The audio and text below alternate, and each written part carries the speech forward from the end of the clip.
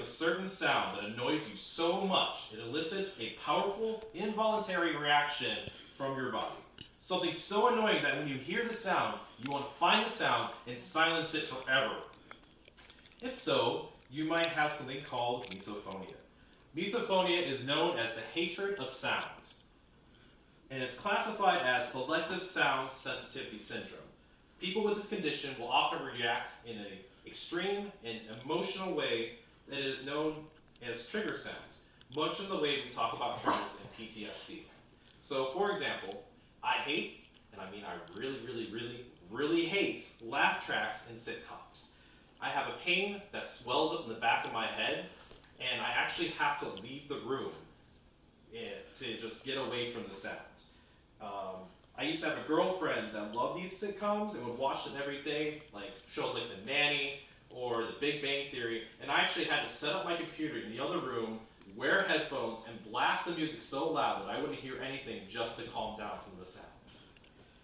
It's not classified as a serious mental disorder, but it can be a detriment to a person's social, mental, and possible physical health. And learning to live with it is no easy task. And while a person could confront the behavior, it actually stimulates a fight or flight response where the first reaction is just to get away from the sound, and if a person can, at all costs. It can cause some serious setbacks in a person's social life and cause adverse reactions to the simple sounds that we all make. So, I will talk about 3 things today. Misophonia has common triggers that elicit an emotional and extreme reaction to sounds. It has a variant interaction in the psychological community, and is currently not registered in the DSM-5 as a disorder. And although it's not classified, there are plenty of court groups that have been looking to these studies for answers, and the desire to cope with the condition is there.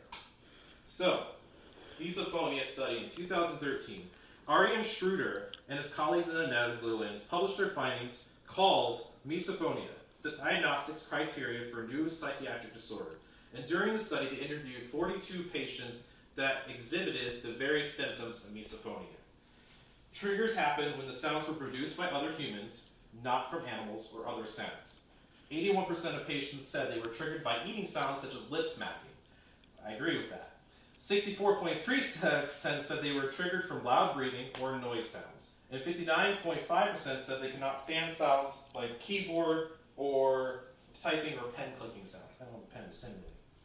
Exposure to the stimulus provoked immediate adverse physical reactions, starting with irritation or disgust, and it immediately became anger. And then 28.6% of the patients described getting physically aggressive with the stimulus. The intensity of the anger with potential outbursts initiated a profound feeling of loss of self-control. We just can't help it. We feel literally helpless for it. All patients felt that aggressive reaction was excessive and unreasonable, and it was not acceptable in society.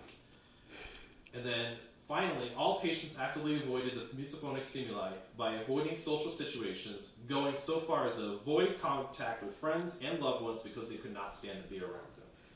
In the same study, diagnostic criteria was proposed to help diagnose the symptom and to keep it separated from other symptoms such as obsessive compulsive disorder or post-traumatic stress disorder. An interesting note, though, is that while these sounds can be trigger responses, if the patient is actually performing the response, like smacking the lips while they're eating, it doesn't trigger for some reason. But the authors of the studies were not the ones who coined the term misophonia, so who then did first discover this condition? And that would have been Margaret and Paul Jastaroff. They had a study called Components of Decreased Sound Tolerance, Hyperacusis, Misophonia, and Phonophobia.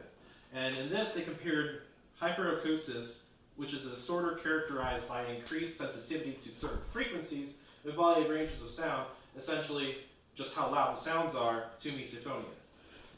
It's also, hyperacusis is classified as an abnormally strong reaction to autonomic and limbic systems. But they were quick to point out that although these are similar, misophonia is more of an adverse reaction to specific trigger sounds, no matter what the volume is.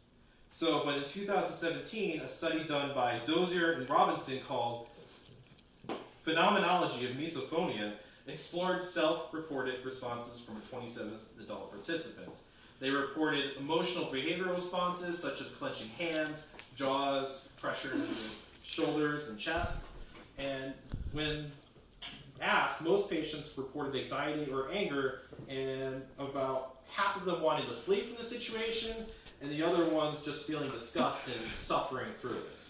And while these findings were similar to the Jastropovs, the small sample size, the lack of a control group, and absence of controlled experimental conditions were just a few of the reasons why this study was not taken seriously. This was also noted in a study called Study from the Frontiers Neuroscience website, but it also noted that several conclusions can be drawn when considering the number of studies. First, the responses of misophonics are corroborated by physiological measurements of increased responses to stimuli. Secondly, current studies indicate a certain degree of specificity and are different than normal adversive reactions. And they also point out a special role for auditory processing impairments. Lastly, they point out that although it does not point to conclusive evidence about misophonia, it does promote the idea of further research into the condition so that way we can learn more about it. With the lack of empirical evidence, however, the Diagnostic and Statistical Manual of Mental Disorders, or what's also known as DSM-5, which I mentioned earlier, that was published in 2013, does not classify misophonia as a mental disorder. Even though there was a study done in 2001 and other studies before that, they just didn't have enough evidence to classify it as a mental disorder. A study published in the Journal of Post-Secondary Education and Disability in the summer 2019 surveyed undergraduate instructors at 6 institutions in the state of Florida. And out of the 686 participants, only 18.4% reported having knowledge of misophonia, and only 2.3% said that the student had requested accommodations in their course. So there's not a lot of awareness, and that was what the study was trying to convey. And even though there's a lack of awareness in the psychological community, there are plenty of tools for the person to find out and help themselves with misophonia. There's misophoniaassociation.org, which is a website dedicated to pointing people in the right direction to get support for misophonia.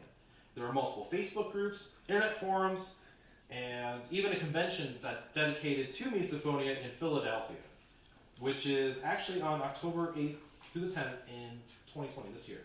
So if someone is interested, they can find videos from their previous conventions, and they can actually check out the kind of seminars and who actually spoke and what they were talking about. So that's not bad for a condition that's not even labeled in the DSM-5. I looked around a little while, and I actually found some coping techniques that actually might help me in the future, because I'm pretty sure I suffered from misophonia. So even though it's not classified as a psychological disorder, the triggers experienced can be similar to leukosis, and this can be detrimental to a person's social and physical well-being. Like we talked about, it has common triggers that elicit emotional and extreme reaction to sounds, and not just any sounds, but certain sounds in general, like clicking the pen rapidly, smacking your lips while eating, or even tapping your leg nervously could be actually a trigger for somebody. But we're not asking for you to change your behavior. It's hard to grasp the concept that we don't want people to change. It's really hard for us to classify this without sounding like we're just being whiny about the situation. So most of us will just suffer through it, which is the biggest problem with misophonia.